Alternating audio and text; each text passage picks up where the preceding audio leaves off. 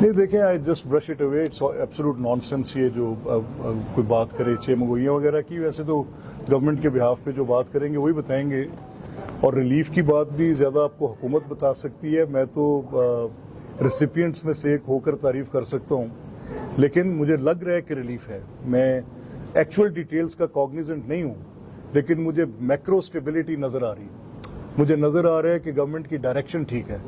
مجھے نظر یہ آ رہا ہے کہ وہ جو ڈیفالٹ کی بات چیت چل رہی تھی، آج بلومبرگ لکھ رہا ہے میرے بارے میں، بڑا اچھا لکھ رہا ہے.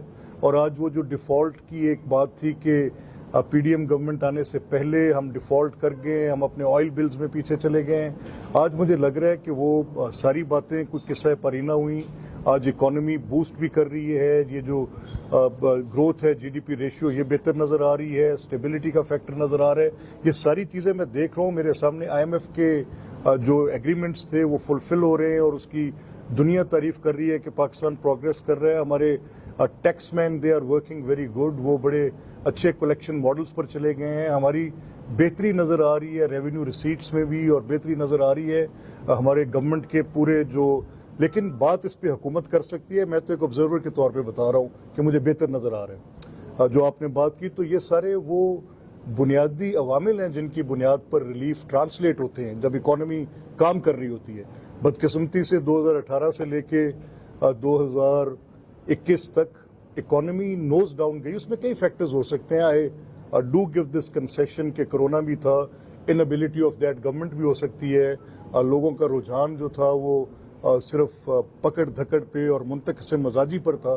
یہ ساری باتیں ہو سکتی ہیں، لیکن in a contrast parallel if I draw I can see that Shahbaz صاحب government is working very well اور ریلیف بھی ضرور ملیں گے. جہاں تک آپ نے خواجہ آصف صاحب کی بات کی، وہ میرے بڑے محترم ہیں، میرے بزرگ ہیں، اور میں تو ایز آنیسٹلی اسپیکنگ میری تو جب میں جو فیڈرل کیبنٹ میں شہباز صاحب نے اپنے ساتھ لیا تو میں نے انہیں کہا کہ مجھے خواجہ آصف کے ساتھ چھوڑ دیں تاکہ میں اپنی اپرینٹسشپ ان کے ساتھ کروں. تو there must be a very valid reason جو انہوں نے کہا ہے. آئی ڈونٹ نو کہ پوری وجہ کیا ہے، بات کیا ہے. میری ان سے بات نہیں ہوئی. جو انہوں نے بات کی ہے وہ کوئی ہوا میں بات نہیں کریں گے. And if there is a reason. لیکن اس کے ساتھ ہوا یہ کہ ایز اے کلاس پوری جتنے سرکاری لوگ کام کرتے ہیں یہ ہمارے بھائی ہیں، بڑے قریبی لوگ ہیں ہمارے، دے آر امنگسٹ اس. تو ایز اے ہول یہ کہہ دینا کہ یہ ڈاکٹرز یا پولیٹیشینز یا پولیس یا میڈیا مین صحیح کام نہیں کر رہے، تو یہ میں سمجھتا ہوں کہ خواجہ صاحب نے تھوڑی سی جو بات کی ہے شاید کہ مس کنسٹرو نہ ہوگی. ویسے وہ بڑے محتاط آدمی. Thank you. دیکھیں میں I don't want to be partisan here, لیکن میرا کچھ دنوں کے بارے میں، کچھ دنوں کی حرمت کے بارے میں میرا بڑا جذباتی لگاؤ ہے. میں یہ سمجھتا ہوں کہ 14 اگست میری آزادی کا دن ہے، اور آج سے تقریباً کوئی ایک دہائی قبل بھی ہم نے دیکھا کہ وہ دن جس کو میں اپنی آزادی کے دن پر مناتا ہوں، جس دن میں عہد تجدید وفا کرتا ہوں، جس دن میں اپنے تمام نسلی، گروہی، سیاسی ہر طرح کے اختلافات کو بلا کر یونٹی کو فورج کرنے کی بات کرتا ہوں، جس دن میں بڑا پرائیڈ لیتا ہوں. اب اس دن کا کریکٹر چینج کیا جائے، اس دن بجائے سیلیبریٹ کرنے کے اس کو میں پروٹیسٹ کا رنگ دوں. تو میں نے کوشش کی کہ میں پوری دنیا میں دیکھوں، شاید کبھی ایسا کہیں ہوا ہو کہ جس دن ان کی نیشنل ڈے ہے، جو ان کا قومی دن ہے، جو ان کی آزادی کا دن ہے، ہر in committee of nations everybody has that. تو میں نے دیکھا ایسا کبھی ہوا نہیں کبھی. تو یہ پاکستان میں ہوا تو کیوں ہوا، اس کے کیا محرکات ہو سکتے ہیں کہ کیا 14 اگست کے دن کو احتجاج کے دن میں تبدیل کرنا، اور اس دن کی اگر میموری میرے کسی بچے کے میری میموری میں، میرے حافظے میں کیا ہے کہ میں ایک متوسط طبقے کا آدمی ہوں، میں ایک دیہات کا رہنے والا ہوں. مجھے یاد ہے اپنے گاؤں میں، اپنے گھر میں، اپنی چھت پر چڑھ کے یہ پاکستان کے فلیگز کی لڑیاں لگانا، جھنڈے لگانا. میرے حافظے میں کہیں پر بھی کوئی اس دن احتجاج، گراؤ جلاؤ، جلتی بسز، گرین بیلٹس کے اوپر لگی آگ، ڈنڈا بردار لوگ، پھیلی ہوئی انارکی میرے حافظے میں یہ نہیں تھا. بٹ دس 14 اگست آج سے کچھ 10 دہائیاں پہلے جب وہ محاصرہ اسلام آباد کا ہوا، تب मुझे बड़ा सवाल उठाया इस पे कि how can anybody, may it be me, may it be my political party और एनी पोलिटिकल पार्टी, ये कैसे कर सकते हैं? ये 13 अगस्त कर लेते, ये 25 अगस्त कर लेते। तो फिर मुझे ये अकदा खुला, ये मेरे सामने, अब मुझे इस पर कोई दो राय नहीं है, but I am restrained because of my constitutional role. में बहुत ज़्यादा बात नहीं करता। ये तो जिन लोगों को सवाल उठाना चाहिए, जिन एकेडेमिया को ये सवाल उठाना चाहिए कि प्रोग्रेसिवनेस के नीचे नेशनलिज्म ना दबा दें, अपनी बात करें, देखें, सवाल उठाएं। जितनी किसी और चीज़ की सैंक्टिटी है उतनी इस 14 अगस्त की भी है, मेरा नेशनल डे है और ये मुझे बड़ा अजीज़ है। ये मैं किसी को छीनने नहीं दूंगा। I will strive for it, I will fight for it. मैं कमिटेड हूँ और मुझे पता है कि जो मैं बात कह रहा हूँ ये मैं करोड़ों लोगों की तर्जमानी करते हुए कह रहा हूँ कि मुझसे मेरे कौमी वकार का दिन न छीने और इसको एहतजाज के रंग का दिन न बनाएं। मलिक साहब, भारत के एक दिफाई नजरिया निगार निकाली खुशखबरी है आने वाली है। देखिए, मेरा ये ख्याल है कि this is all absurdity, this is all nonsense.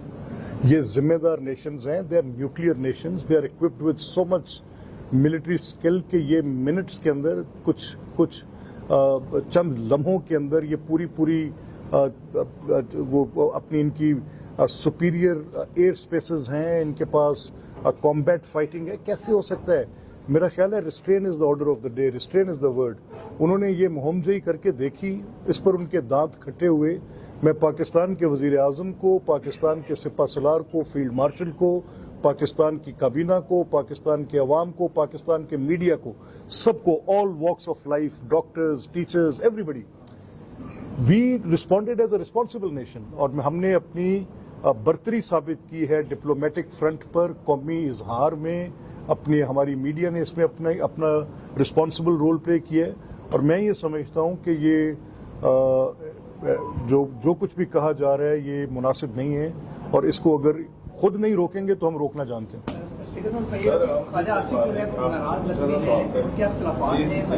अफवाज ने, हमारी कौम ने अभी रिसेंट पास्ट में 10 मई को जो जिम्मेदारी का मुजाहरा किया और जो हमारी मीडिया ने जिम्मेदारी का मुजाहरा किया और जो पूरी आपके सामने ये इस 10 दिन की कहानी आपके सामने है।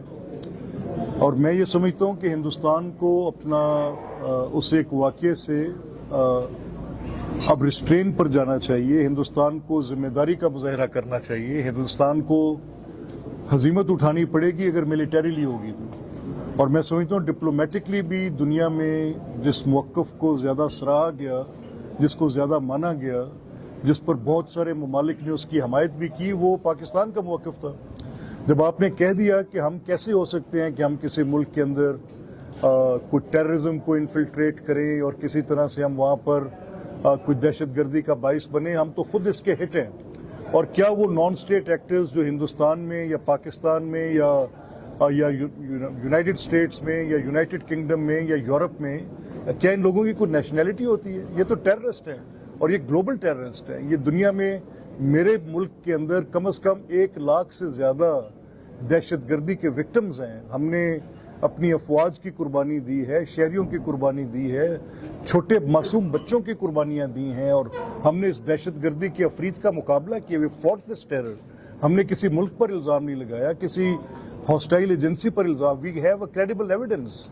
हमें पता है कि जो नॉन स्टेट एक्टर्स होते हैं किसी न किसी हॉस्टाइल एजेंसी के पेरोल पर जाते हैं। हमने बताया इस दफ़ा बलूचिस्तान के अंदर हमने लोगों को पकड़ा, झेलम में हमने लोगों को पकड़ा, वो ट्रेन स्टेशन पे पकड़े गए लोग। और फिर कुछ ऐसे यहाँ पर नाकबत अंदेश पाकिस्तान के अंदर मौजूद वो लोग जो पाकिस्तान की बुनियादें हिलाना चाहते हैं, हर जगह पर ऐसे लोग होते हैं। तो हमने उनके जो डायरेक्ट लिंक्स थे with intelligence agencies of hostile countries उनके साथ साबित किए।